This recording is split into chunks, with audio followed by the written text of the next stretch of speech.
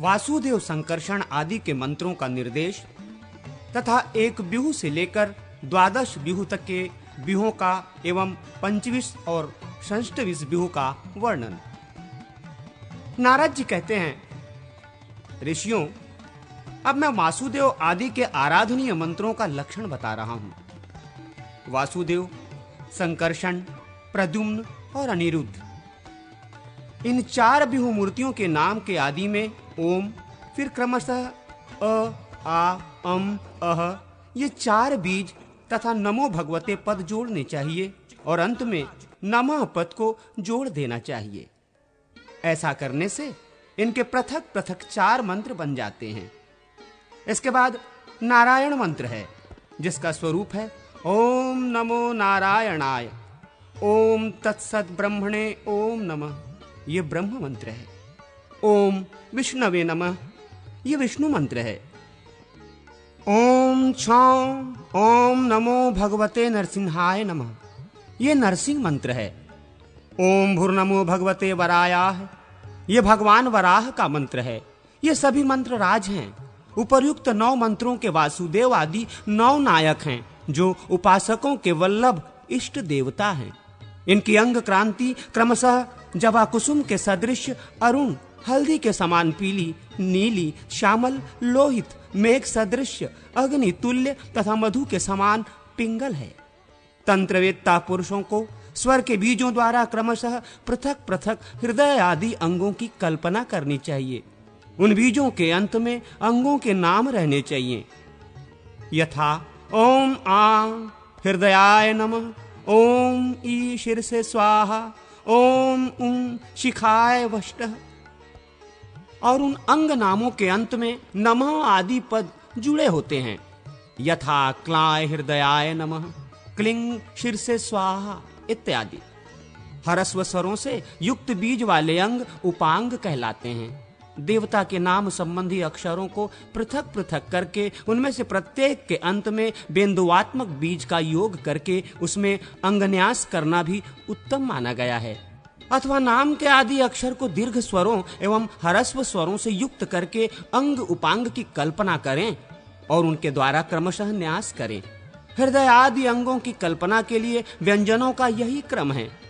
देवता के मंत्र का जो अपना स्वर बीज है, उसके अंत में उसका अपना नाम देकर अंग संबंधी नामों द्वारा पृथक पृथक 5 से लेकर 12 अंगों तक के न्यास वाक्य की कल्पना करके सिद्धि के अनुरूप उसका जप करें। हृदय, सिर, शिखा, कवच, नेत्र और अस्त्र, ये 6 अंग हैं। मूल मंत्र के बीजों का इन अंगों में न्यास करना चाहिए। 12 अंग ये हैं: हृदय, सिर, शिखा, हाथ, नेत्र, उदर, पीठ, बाहु, उरु, जानु, जंघा और पैर। इनमें क्रमशः न्यास करना चाहिए। यह गरुड़ संबंधी बीज मंत्र है, यह गदा मंत्र है, यह पुष्टि देवी संबंधी मंत्र है, यह श्री मंत्र है, यह पांचजन्य शंख का मंत्र है, यह वनमाला का और यह पद्म या पद्मनाभ का मंत्र है। बीज रहित पद वाले मंत्रों का अंगन्यास उनके पदों द्वारा ही करना चाहिए। नाम संयुक्त जातन्य पदों द्वारा हृदय आदि 5 अंगों में पृथक पृथक न्यास करें। पहले प्रणव का उच्चारण, फिर हृदय आदि पूर्वोक्त 5 अंगों के नाम क्रमये हैं। उदाहरण के लिए यूं समझना चाहिए: ओम हृदयाय नमः इत्यादि। पहले प्रणव तथा हृदय मंत्र का उच्चारण करें, अर्थात ओम हृदयाय नमः कहकर हृदय का स्पर्श करें। फिर पराय शीर से स्वाहा बोलकर मस्तक का स्पर्श करें। तत्पश्चात इष्ट देव का नाम लेकर शिखा को छुएं, अर्थात वासुदेवाय शिखाय वषट बोलकर शिखा का स्पर्श करें। इसके बाद आत्मने कवचाय हूं बोलकर कवच न्यास करें। पुनः देवता का नाम लेकर अर्थात वासुदेवाय अस्त्राय फट बोलकर अस्त्र न्यास की क्रिया पूरी करें। आदि में ओमकारादि जो नामात्मक पद हैं, उसके अंत में नमः पद जोड़ दें और उस नामात्मक पद को चतुरंत करके बोलें। एक बिहू से लेकर षष्टविंश बिहू तक के लिए ये समान मंत्र हैं। कनिष्ठा से लेकर सभी अंगुलियों के हाथ के अग्रभाग में प्रकृति का अपने शरीर में ही पूजन करें। पराय पद से एकमात्र परम पुरुष परमात्मा का बोध होता है, वही एक से दो हो जाता है, अर्थात प्रकृति और पुरुष दो व्यूहों में अभिव्यक्त होता है। ये व्यापक मंत्र है। वसु, अर्क, सूर्य और अग्नि ये त्रिव्यूहात्मक मूर्तियां हैं। इन तीनों में अग्नि का न्यास करके हाथ और संपूर्ण शरीर में व्यापक न्यास करें। वायु और अर्क का क्रमशः दाएं और बाएं दोनों हाथों की उंगलियों में न्यास करें तथा हृदय में मूर्तिमान अग्नि का चिंतन करें। त्रिव्यूह चिंतन का यही क्रम है। चतुर्व्यूह में चारों वेदों का न्यास होता है। ऋग्वेद का संपूर्ण देह तथा हाथ में व्यापक न्यास करना चाहिए। अंगुलियों में यजुर्वेद का, हथेलियों में अथर्ववेद का तथा हृदय और चरणों में शीर्ष स्थानीय सामवेद का न्यास करें। पंचव्यूह में पहले आकाश का पूर्ववत शरीर और हाथ में व्यापक न्यास करें। फिर उंगलियों में भी आकाश का न्यास करके वायु, ज्योति, जल और पृथ्वी का क्रमशः मस्तक, हृदय, गुहा और चरण इन अंगों में न्यास करें। आकाश, वायु, अग्नि, जल और पृथ्वी इन पांच तत्वों को पंचव्यूह कहा गया है। मन, श्रवण, त्वचा, नेत्र, रसना और नासिका इन 6 इंद्रियों को षड्व्यूह की संज्ञा दी गई है। मन का व्यापक न्यास करके शेष 5 का अंगुष्ठ आदि के क्रम से 5 उंगलियों में तथा सिर, मुख, हृदय, गुहा और चरण इन 5 अंगों में भी न्यास करें। ये करणात्मक व्यूह का न्यास कहा गया है। आदि मूर्ति जीव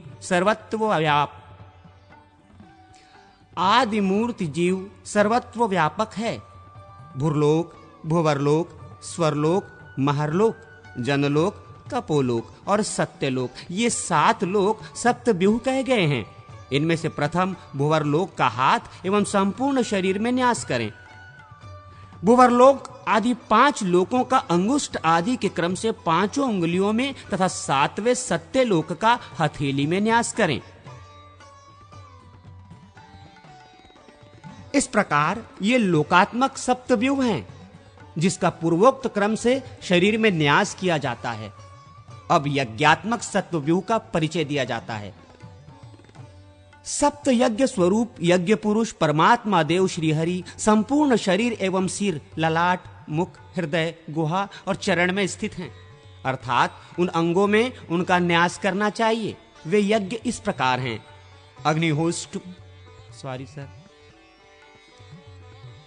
अग्निष्टोम, उकत्थ, षोडशी, वाजपेय, अतिरात्र और आप्तोर्याम ये 6 यज्ञ तथा 7वें यज्ञात्मा इन 7 रूपों को यज्ञमय सप्तव्यूह कहा गया है। बुद्धि, अहंकार, मन, शब्द, स्पर्श, रूप, रस और गंध ये 8 तत्व अष्टव्यूह रूप हैं। इनमें से बुद्धि तत्व का हाथ और शरीर में व्यापक न्यास करें। फिर उपर्युक्त 8 तत्वों का क्रमशः चरणों के तलवों, मस्तक, ललाट, मुख, हृदय, नाभि, गुहा, देश और पैर इन 8 अंगों में न्यास करना चाहिए। इन सबको अष्टव्यूहात्मक पुरुष कहा गया है। जीव, बुद्धि, अहंकार, मन, शब्द, स्पर्श, रूप, रस और गंध गुण इनका समुदाय 9 व्यूह है। इनमें से जीव का दोनों हाथों में अंगूठों में न्यास करें और शेष 8 तत्वों का क्रमशः दाहिने हाथ की तर्जनी से लेकर बाएं हाथ की तर्जनी तक 8 उंगलियों में न्यास करें। संपूर्ण देह, सिर, ललाट, मुख, हृदय, नाभि, गुहा, जानु और पाद इन 9 स्थानों में उपर्युक्त 9 तत्वों का न्यास करके इंद्र का पूर्ववत व्यापक न्यास किया जाए तो यही 10 व्यूहात्मक न्यास हो जाता है। दोनों अंगुष्ठों में, तलद्वय में, तर्जनी आदि 8 अंगुलियों में तथा सिर, ललाट, मुख, हृदय, नाभि, गुहा, उपस्थ और गुदा, जानुद्वय और पादद्वय इन 11 अंगों में 11 इंद्रियात्मक तत्वों का जो न्यास किया जाता है उसे एकादश व्यूह न्यास कहा गया है। ये 11 तत्व इस प्रकार हैं: मन, श्रवण, त्वचा, नेत्र, जिह्वा, नासिका, वाक, हाथ, पैर, गुदा और उपस्थ। मन का व्यापक न्यास करें। अंगुष्ठद्वय में श्रवण इंद्रियों का न्यास करके शेष त्वचा आदि 8 तत्वों का तर्जनी आदि 8 उंगलियों में न्यास करना चाहिए। शेष जो 11वां तत्व उपस्थ है उसका तलद्वय में न्यास करें। मस्तक, ललाट, मुख, हृदय, नाभि, चरण, गुहा, उरुद्वय, जंघा, गुल्फ और पैर, इन 11 अंगों में भी पूर्वोक्त 11 तत्वों का क्रमशः न्यास करें। विष्णु, मधुसूदन, त्रिविक्रम, वामन, श्रीधर, ऋषिकेश, पद्मनाभ, दामोदर, केशव, नारायण, माधव और गोविंद, ये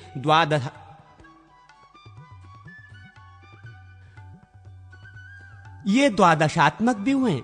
इनमें से विष्णु का तो व्यापक न्यास करें और शेष भगवान नामों का अंगुष्ठ आदि 10 उंगलियों एवं करतल में न्यास करके फिर पादतल, दक्षिण पाद, दक्षिण जानु, दक्षिण कटी, सिर, शिखा, वक्ष, वाम कटी, मुख, वाम जानु और वाम पाद आदि में भी न्यास करना चाहिए। ये 12 व्यूह हुआ। अब पंचविंश एवं षड्विंश व्यूह का परिचय दिया जाता है।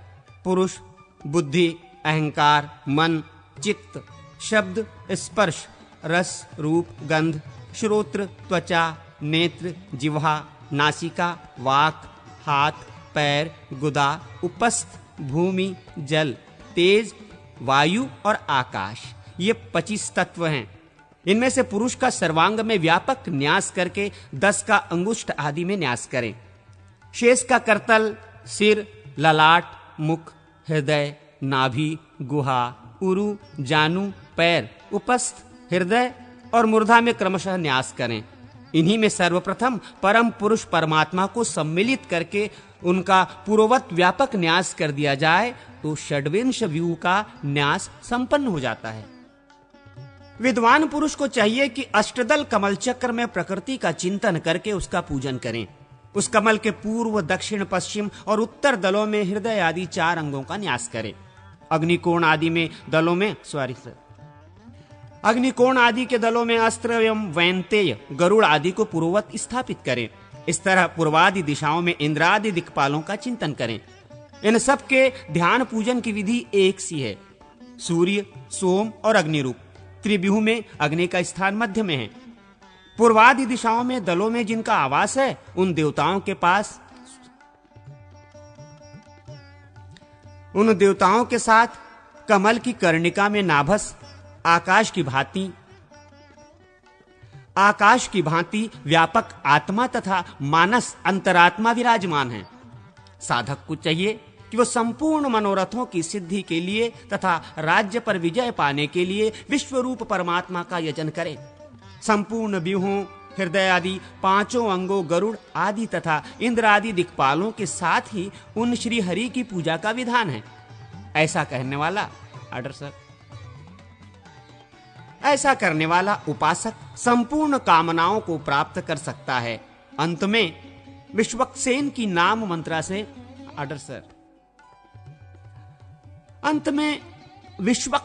नाम मंत्र से पूजा करें। नाम के साथ रौ बीज लगा लें, अर्थात रौ विश्वस्नाय नमः बोलकर उनके लिए पूजनोपचार अर्पित करें। मुद्राओं के लक्षण। नारद जी कहते हैं, मुनिगण, अब मैं मुद्राओं का लक्षण बताऊंगा। सानिध्य, सन्निधापिनी आदि मुद्रा के प्रकार भेद हैं। पहली मुद्रा अंजलि है, दूसरी वंदनी है और तीसरी ये हृदयानुगा है। बाएं हाथ की मुट्ठी से दाहिने हाथ के अंगूठों को बांध लें और बाएं अंगुष्ठ को ऊपर उठा रखें। सारांश ये है कि बाएं और दाएं दोनों हाथों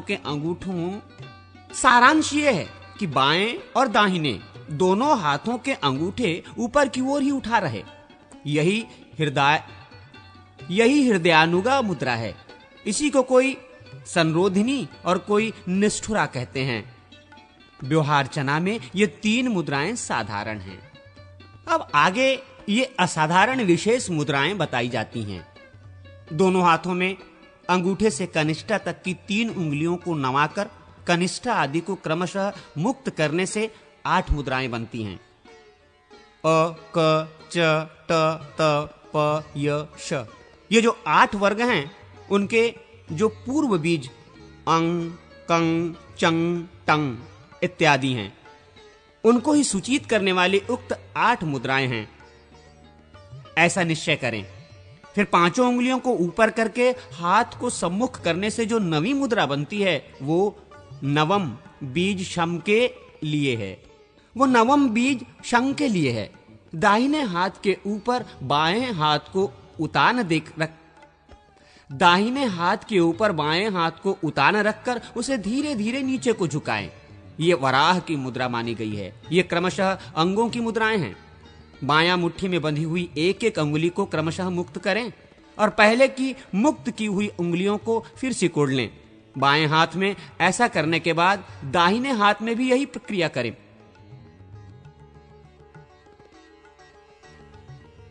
बाएं हाथ में ऐसा करने के बाद दाहिने हाथ में भी यही क्रिया करें। बाईं मुट्ठी के अंगूठों को ऊपर उठाए रखें। ऐसा करने से मुद्राएं सिद्ध हो जाती हैं।